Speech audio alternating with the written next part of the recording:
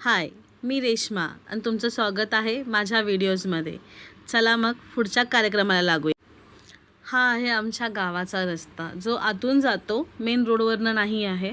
पण हा रस्ता एवढा डेंजरस आहे ना, खरं सांगू तर, की कधी कधी ना माझ्या पण ना हृदयाला ना स्पीड ब्रेकर किंवा हे अशी फिलिंग नाही देत. हे डायरेक्टली सीसॉचं फिलिंग देतं, की आपण ना कुठली तरी राईड घेतो आहे, वरून खालून वरून खालून.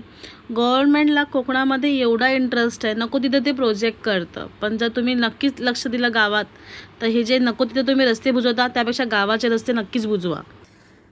चला मग सामानाची खरेदी करून मी सरळ घरी आली, कारण की तिथे खूप जास्त ऊन होतं. जसं जसं शिमगा आला आणि तसंच ना इतकं ऊन लागतं आहे ना आता कोकणामध्ये, की तुम्ही विचार करू शकत नाही.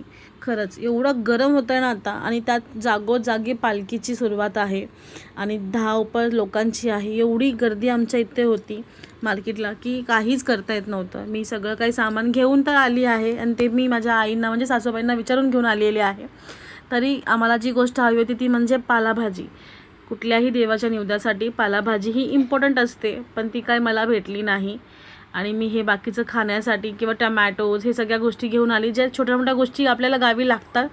आमच्या गावी जे दुकान आहे ते जवळ नाही आहे, ते खूप लांब आहे आणि तिथं जाण्यासाठी खूप त्रास घ्यावा लागतो, कारण की गावी गाडी नसल्याने ना तुम्ही कुठलीच गोष्ट घेऊ शकत नाही. आणि आता मी हे जे दूध आहे ते घेऊन आलेली आहे. आणि कोणाकोणाकडे हे सांगा गावी असं करतात, म्हणजे गावी फ्रीज नसल्यामुळे ना टोपामध्ये पाणी घेऊन ठेवतात दुधाला आणि दह्याला. म्हणजे मी तेच केलं आहे, की जे दूध आणि दही मला उद्या लागणार आहे पूजेसाठी, त्याला मी एका टोपात पाणी केलं आणि त्या दुधाच्या पिशव्या ठेवून दिलेल्या आहेत, जेणेकरून नंतर आई गरम करतील.